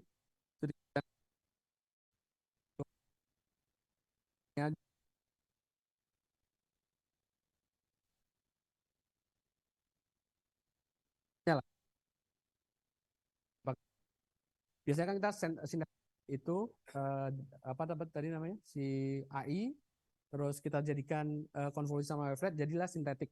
Kalau kita punya data VSP, kita punya koridor stack, nggak perlu itu karena kita udah punya barang ini. Itu yang langsung di-matchkan sama seismic. Itu makanya dia mahal. Dan emang kalau ini kan seismic to seismic. Kalau well tie biasanya kan sintetik to seismic.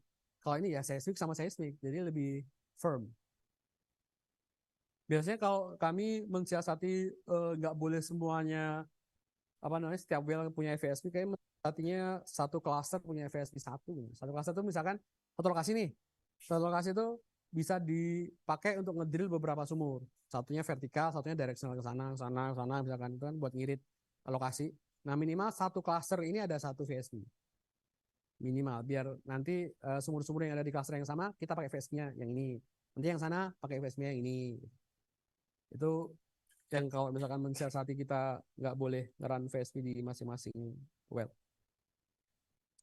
Ini juga harus dilihat ketika kalian interpretasi kan pasti ada banyak well gitu ya, banyak well dan setiap well punya kondisi geologi masing. Itu cek konsistensi, cek shotnya. Ideally kayak gini, konsisten ya cek shotnya. Ketika kalian lihat kayak gini, jangan langsung menjudge bahwa datanya salah. Kalian lihat geologinya dulu. Sumur yang ini misalkan ya, itu secara geologinya dia melewati apa aja sih? Ada apa? Misalkan pull up effect. Pull up effect itu kalau misalnya kita di atas punya misalnya punat besar gitu ya, itu kan dia punya velocity, ya, apalagi dia porous, dia punya velocity yang rendah. Velocity yang rendah, dia bawah ke atas akan narik semua nih, akan narik ke atas semua. Jadi seolah-olah ada anti-clean di bawah, tapi padahal dia adalah efek dari pull up effect di atas. Itu harus kita concern, harus kita ilangin. Jangan sampai kita interpretasi anti-clean padahal nggak ada anti-cleannya. Udah ngebor itu saya sama 8 juta dolaran lah. Kalau di Jawa 8 juta sampai 10 juta dolar. Ngebor 8 juta dolar, ternyata nggak ada anti-cleannya. Itu kan nangis ya. 8 juta dolar itu berapa sebenarnya? 80 miliar kali ya. Lah ya 90 miliaran lah. Suatu well. Itu lumayan. Terus ini sintetik seismogram, kalian udah tahu lah ya, sintetik seismogram. Ini wavelet estimation yang biasa dipakai. Dalam metode ini. Yang model aja kayak sederhana kalau di Amstrasel kan ada Ricker wavelet misalkan. Kita lihat seismik kita, target kita tuh frekuensinya apa misalkan. Di Ricker kan kita tinggal aku mau frekuensi sekian. Dari target kita di depth sekian misalkan WTM sekian, itu konten frekuensi berapa? Taruh Ricker di situ, well tie sebagus mungkin. Oke, dapat WLT, baru kalian bisa pakai misalkan constant phase. Yang kita bisa ngekstrak si wave dari gabungan seismik sama well. Itu baru bisa. Tapi jangan langsung di awal pakai ini, jelek hasilnya, pasti jelek. Karena kondisi well kita tuh belum tertie dengan bagus. Jadi pakai Ricker sesimpel mungkin, pakai Ricker korelasi yang proper, koefisien korelasi misalkan di atas 50,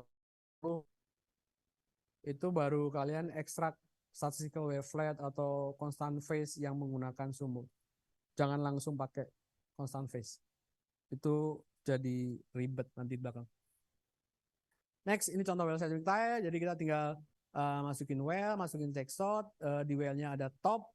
Kita punya sintetik seismogram. Sintetik ini yang dicocokin sama si seismik yang ada di well itu. Jadi kan aku seismik panjang. Well-ku cuma satu doang.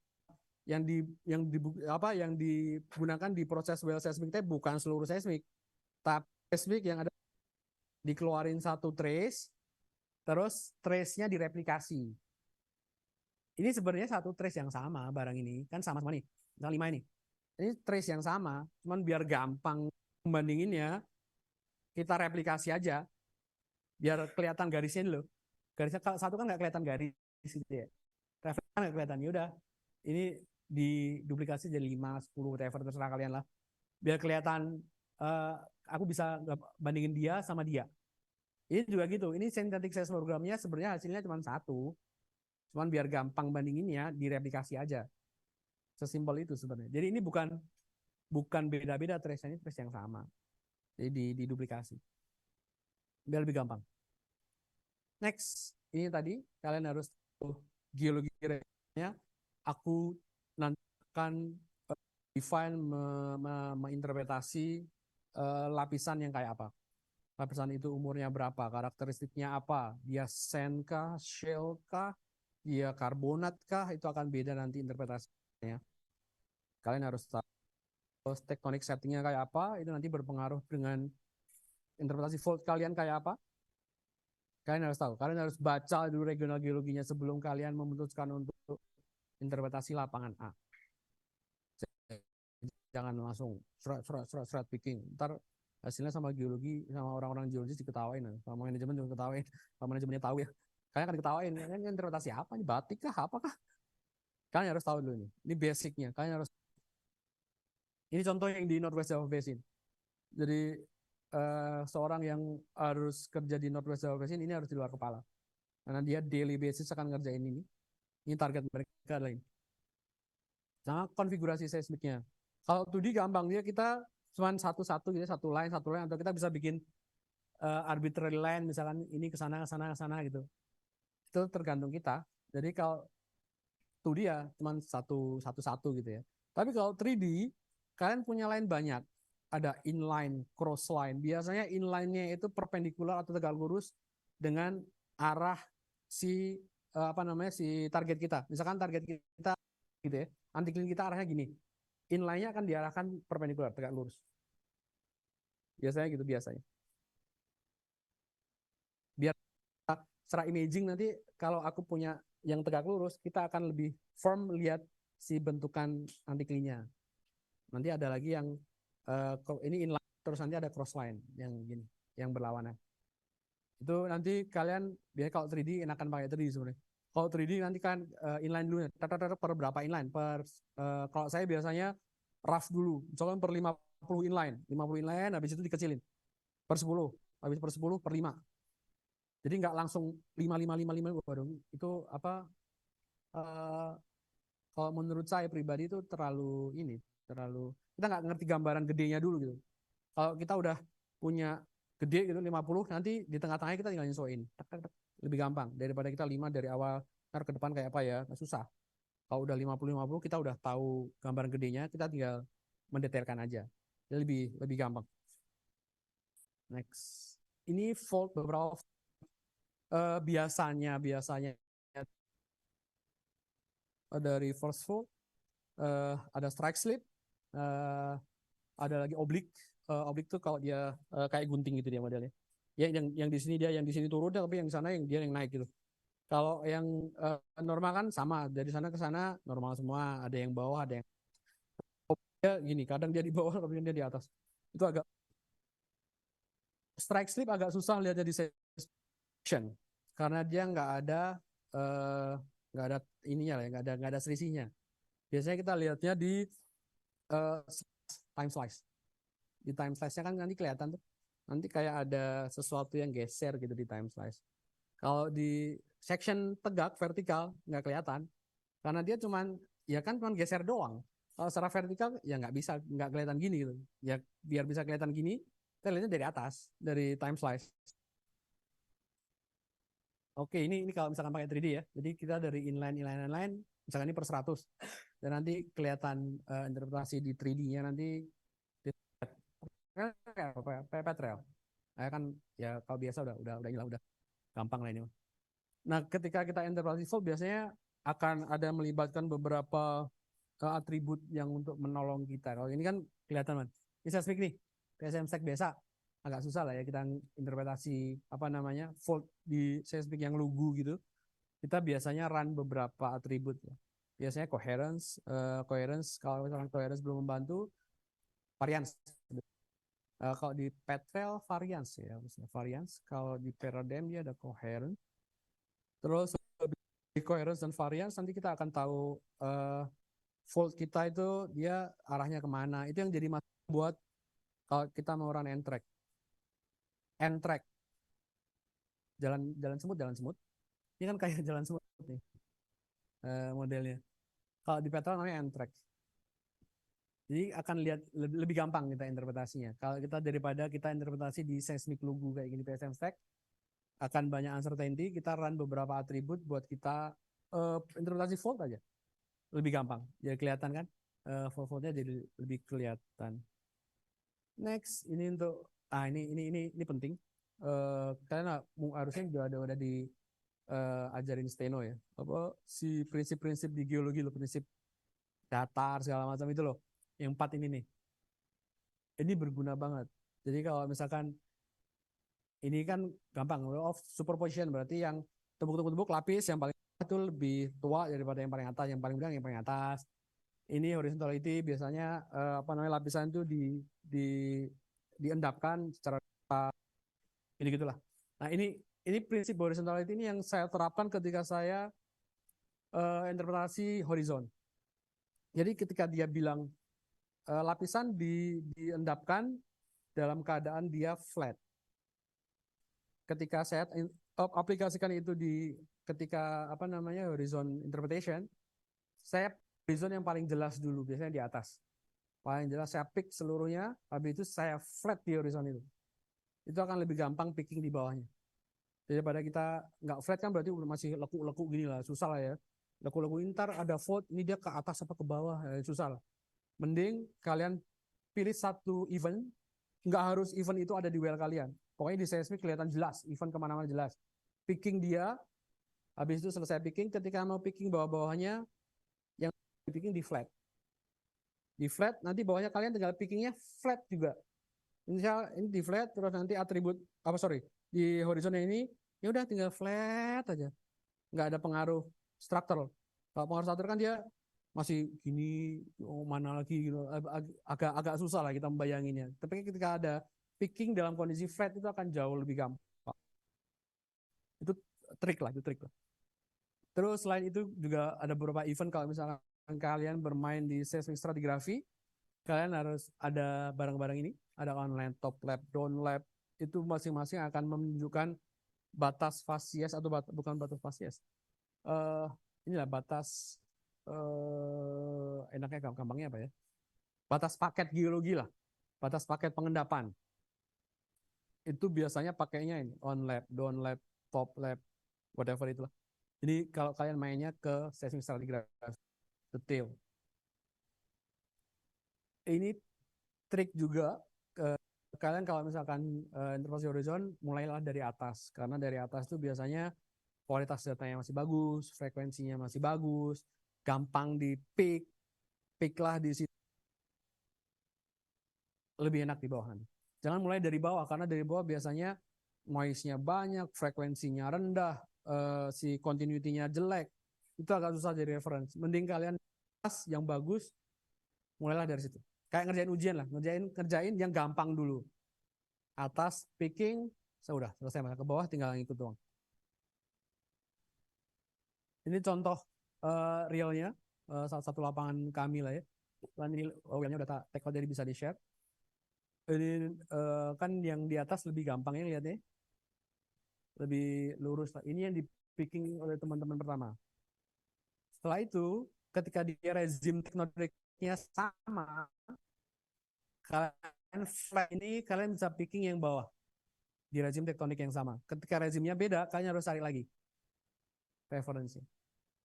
Jadi nggak bisa rezim tektonik beda kalian pakai buat satu reference, nggak bisa.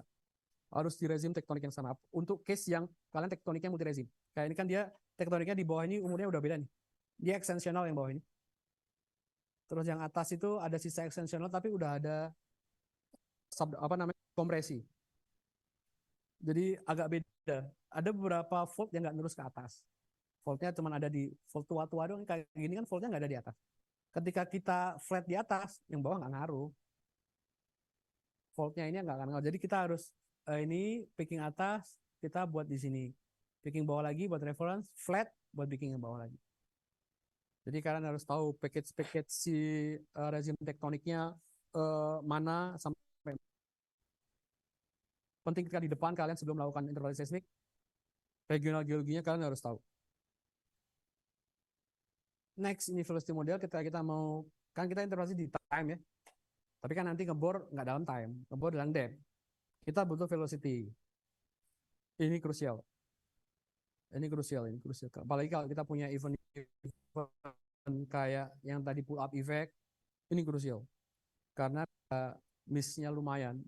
Kita ngebor misalkan prognosis kita akan ketemu Batu Raja misalkan, Batu Raja formation di depth 1000. Ketika ini miss, kita ketemunya di 1500. Wah, kita yang dibunuh nanti.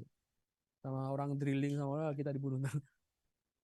Next, ini biasanya kita bandingin ketika beberapa udah buat time velocity analysis, velocity modelnya.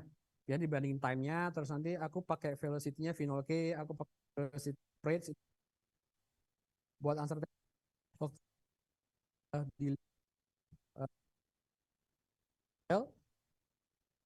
pakai Petrel misalkan ya. Nanti kan di terakhir ada uncertainty analysis udah pernah kan, aku minta CV-nya nanti bisa ngelamar ke kantor. Uncertainty analysis itu akhir lah. Kita udah bikin model sebagus mungkin gitu. Nanti tapi model is model. Kadang-kadang model itu kan banyak ketidakpastiannya lah ya. Kita harus ngeran uncertainty analysis. Itu butuh ini. Jadi nanti misalkan uncertainty analysis kita ada 3, ada LK, average, sama polinomial misalkan. QI. Ini perjalanan QL dari tahun jebot sampai tahun sekarang. Intinya adalah memperjelas, cari. Bisa litologi, bisa fluid, depends on. Mau cari apa? Ya kayak bagus kalau pengen lihat pengerahan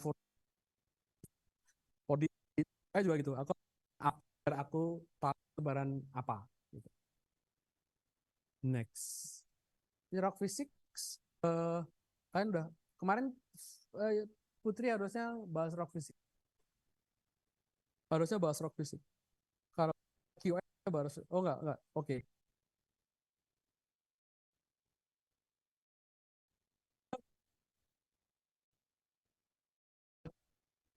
Which is geofisika I tahunya hanya VP, tahunya hanya VS. Sedangkan geologi dia tahu porosity, dia tahu saturation, dia tahu segala macam reservoir properties lah.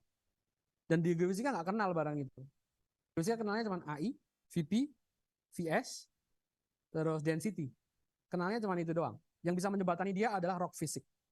Di rock physics dengan VP, VS, density kita bisa transfer dia menjadi SV misalkan dengan rock physics template, whatever yang kita mau.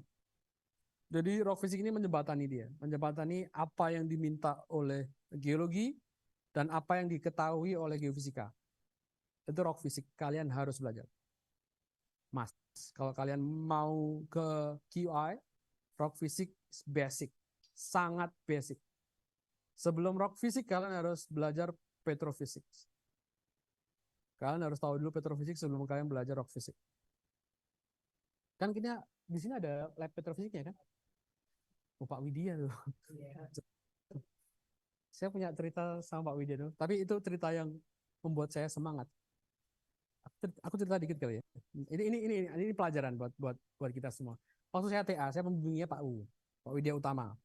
Kalian tahu lah ya Pak U kayak apa ya. Dia very demanding orang. Orangnya tuh sangat menuntut kita the best terus. Dan itu bagus. Itu bagus buat kita. Suatu hari saya harus report ya ke beliau ya. Harus report tiap hari ke beliau. Kayak mahasiswa lah ya. Aku nggak ngerti aku harus report apa ya. Aku nge-report hari ini saya ngapain. Hari ini saya ini. Saya report terus ke dia. Dia nggak balas-balas.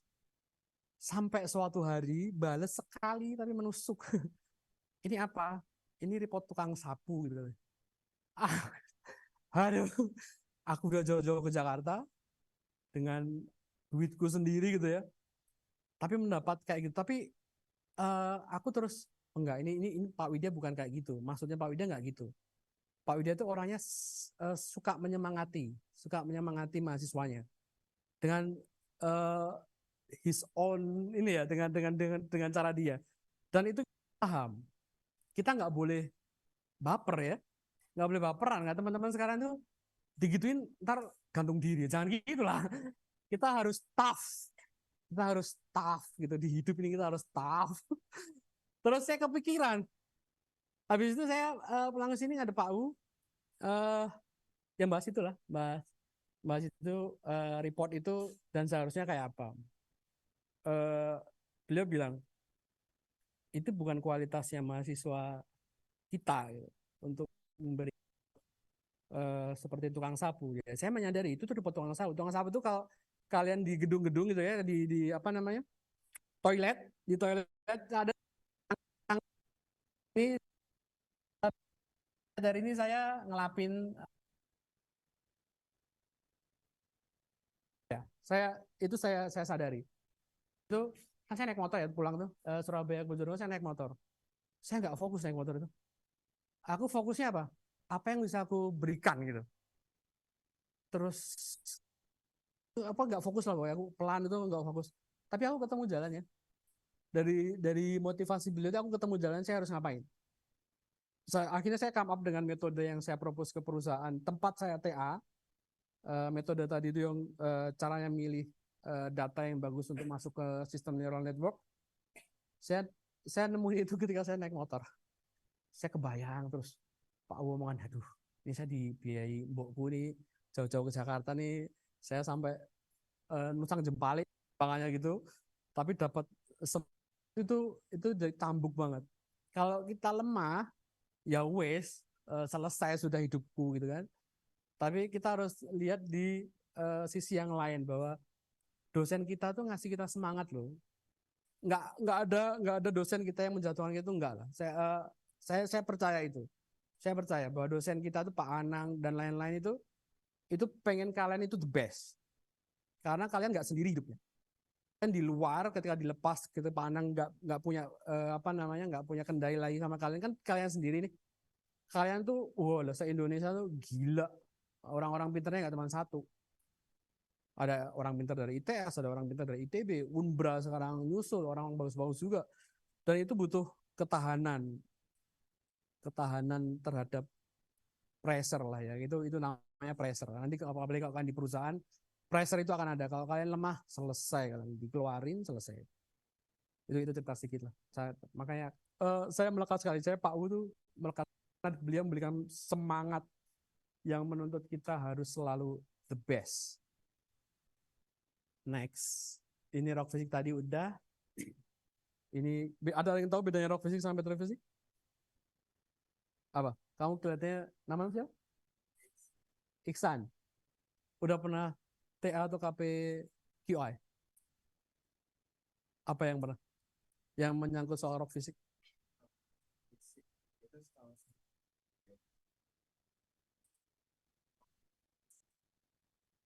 Oke.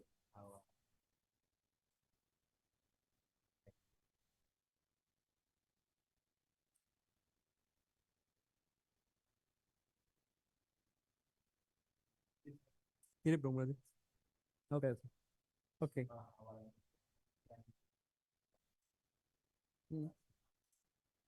Oh ya. Ya ya. Oke. Nice. Gampangnya kayak tadi saya bilang bahwa rock fisik adalah jembatan untuk bagaimana kita menerjemahkan seorang geofisis, menerjemahkan apa yang dimau oleh geologis, petrofisis dan lain-lain. Which is mereka punya porositas. Petrofisik itu dia taunya porositas, SW, Fischl, itu yang dia tahu. Sedangkan geofisika nggak tahu barang itu. Data geofisika nggak tahu barang itu. Taunya VP, VS, density. That's it. Itu aja sebenarnya geofisika itu. Gimana kita menjembatani ini? Rock fisik jembatannya. Gimana kita bisa transfer VP, VS, density menjadi porosity, hubungannya kayak apa, itu rock fisik yang bahas. Jadi ketika aku punya porous sand misalkan, itu pengaruhnya terhadap VP ku kayak apa, pengaruhnya terhadap VS ku kayak apa. Itu nanti yang diterjemahkan hasil dari QI kita terhadap geologinya. Ketika aku punya VP VS yang rendah, berarti ini berkorelasi sama apa? Misalkan itu, aku punya VP per VS yang rendah, itu berkorelasi sama apa kalau dari geologi misalkan? Apakah itu berkorelasi sama brine sand atau sand air, atau itu berkorelasi sama gas sand misalkan? Dia yang bagian mediator lah. Mediatornya antara geofisis dan petrofisis itu rock physics. Jadi bahas beda. Yang dibahas beda. Petrofisik membahas sifat fisis batuan. Misalnya. Kalau rock fisik membahas sifat fisis batuan yang berhubungan dengan gelombang akustik. Bedanya itu. Ini nanti kalian bisa baca, gampang. Ini guna-gunanya rock physics, udah jam 3 ya. Oke, next. Banyak hal yang bisa digunain rock physics. For modeling, misalkan kita mau predik di well saya, aku punya sumur seperti ini, aku punya gasen misalkan. Aku mau predik ketika dia punya gasen, nanti model wiggle seismikku kayak apa. Oke, itu di well saya. Ketika aku mau ngedrill exploration di somewhere, apakah trace seismiknya ini sifatnya sama dengan di seismik yang punya saya? Lah model-model kayak gitu. Kalau misalnya aku punya gasen, aku mau nyari gasen di sana. Berarti kan eventnya si seismiknya harus sama kayak yang di sini. Lah bikin modelnya kayak kalau mempredik aku kalau misalkan punya saturation 60% will be different dengan aku punya water saturation misalkan pond di forward modeling. Itu nanti beberapa parameter fisik harus ditentukan. RPT ini yang tahu RPT? Rock Physics Template. Jadi dia nanti ada contohnya kalau nggak salah. Ada satu crossplot gitulah, crossplot. Nanti crossplot ini kan cuma VPVS sama density misalkan. Tapi saya harus mengeluarkan section porosity. Nah, itu pakai Rock Physics Template bisa. Apalagi fluid substitution itu kalau misalkan biasanya kalau misalnya kita nggak punya shear, kita bisa predik shear. Tapi dengan shear itu kan sensitif sama fluid. Ya. Jadi kita harus main-main di fluid substitution. Jadi kalau aku punya tempat well, aku punya kondisi fluid seperti ini, ketika aku mau predik VS di well itu, aku harus introduce si fluidnya ini ke well itu. Biar aku nanti dapat shear yang sesuai dengan fluidnya dia. Itu nanti fluid substitution kita sangat butuh rock physics. Terus ini paling penting, constraint for seismic inversion. Ketika kita mau melakukan inversi apa, aku harus AI kah? Aku harus EI kah? Aku harus simultan kah? Produknya kita harus tahu dulu dari ini. Biasanya dilakuin dari sensitivity analysis. Ketika aku misalkan mau bedain scale, aku ngeran sensitivity analysis pakai rock physics, misalkan VPVS sama AI gitu ya. Oke, ini dari AI bisa misahin. Ya udah aku run AI aja, nggak perlu lain VPVS. Misalkan kebalikan, yang sensitif adalah yang bisa misahin antara scene sama selnya di lapangan ini adalah VPVS. Aku run VPVS, aku nggak misalkan gitu. Jadi lebih efektif. Tapi ketika kita, ini harus pakai VP dan VS karena aku harus bikin polygon misalkan, karena di VP di AI yang sama itu ada scene ada seal. Di VPVS yang sama ada scene ada seal. Oh berarti di sini doang. Berarti kan aku harus run dua-duanya. Nah itu keputusannya di sini. Jadi nggak bisa langsung, oke, aku run AI, aku run VPS. Buat apa? Tak suruh keluar tuh kalau presentasi aku. Apa dulu ininya, sensitivity analysisnya, kamu kebutuhannya apa? Ketika kamu nggak tahu kebutuhan, ngapain kamu kerjain? Jadi jangan buang tenaga, gitu maksudnya. Sayang tenaganya, bisa buat yang lain. Next. Ini RPT ini. Salah satu bentuk RPT ini. Yang basic biasanya kita AI VPS, nanti kita tentuin trend brine atau trend shale-nya misalkan. Nanti biasanya VPS tuh ini kayak gini, gasen tuh fluid trend-nya ke bawah. Semakin ke bawah sini, mojok ke sini, dia akan SB-nya akan turun misalkan. Ketika SB-nya naik, dia akan ke atas yang brine ke sini dia SB-nya akan turun. Itu nanti yang kita tentuin template-nya, nanti dari template itu akan kita transfer misalkan ke SW, ke porosity misalkan whatever. Tapi awalnya dari sini dulu. Ketahuan kita harus run AI dari sini dulu. Harus run apa? Sebelum inversi harus ada ini dulu. Ini basic seismic inversion intinya ya dari reflectivity jadi AI gitu ya. Kalau misalkan ini kan kita bahasanya batas. Batas antara batu ini sama batu ini, lapisan ini sama lapisan ini. Ini batas. Wiggle ini adalah batas. Tapi kalau ke sini udah nggak batas lagi. Kalau ke sini ya udah batunya. Jadi kalau ini batas ini dia sebenarnya di atas ini. Kalau di sini kan dia udah ya batunya ini dari hijau ini ke sini ini batunya. Kalau ini masih batas doang, belum batunya. Next ini tadi ke yang biasa tadi adalah forward sequence. Kalau inversi kita punya seismik, AI-nya kayak apa? Dibalik aja. Ini bisa kalian baca nanti. Next, ini biasanya kalau misalkan semua inversion. pasti ada initial model. Initial modelnya biasanya low frequency model. Kenapa harus low frequency? Karena seismik itu dia nggak punya informasi low frequency. Biasanya dia lag frekuensi di 0 sampai 10 hilang, nggak ada dia. 0 sampai 5 dia nggak punya frekuensinya. Tugas dan low frekuensi itu adanya di sumur. Sumur tuh dia wide frekuensinya, dia punya frekuensi rendah sampai tinggi. Nah, untuk mengisi yang frekuensi yang di seismik, kita isi dari sumur. Biasanya di low frequency model. Kita pakainya sumur biasanya. Next, ini inversion method beberapa mungkin kalian biasanya model base kali ya. Kalau full stack inversion biasanya pakainya model base biasanya. Yang paling gampang model base. Terus kalau pre-stack bisa simultaneous inversion. Nanti simultan kita bisa langsung dapat AI, SI density. S itu impedance, AI acoustic impedance,